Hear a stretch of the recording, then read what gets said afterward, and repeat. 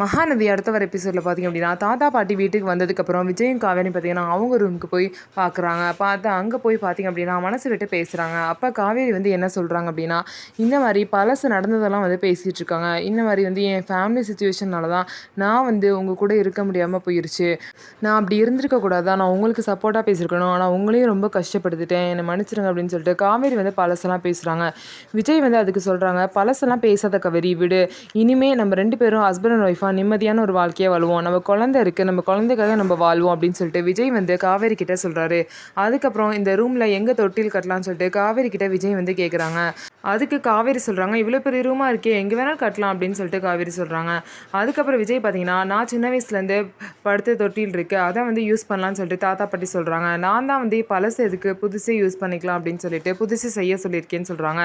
அதெல்லாம் வேணாம், நீங்கள் யூஸ் பண்ண தொட்டியே வந்து நம்ம பாப்பாக்கும் யூஸ் பண்ணிக்கலாம், அதுதான் வந்து ரொம்ப நல்லாயிருக்கும். நீங்கள் யூஸ் பண்ண தொட்டியை வந்து ஜென்ரேஷனாக மாற்றி மாற்றி நம்ம பிள்ளைங்களாம் யூஸ் பண்ணும்போது அது வந்து ஒரு பெருமையாகவும் ஒரு நல்ல ஃபீலாகவும் இருக்குன்னு சொல்லிட்டு காவேரி விஜய் கிட்ட சொல்கிறாங்க. ஸோ நம்ம வீடியோ உங்களுக்கு பிடிச்சிருந்தா நம்ம வீடியோவை லைக் பண்ணிக்கோங்க, மறக்காமல் நம்மளோட சேனலை சப்ஸ்கிரைப் பண்ணிவிட்டு பாருங்கள்.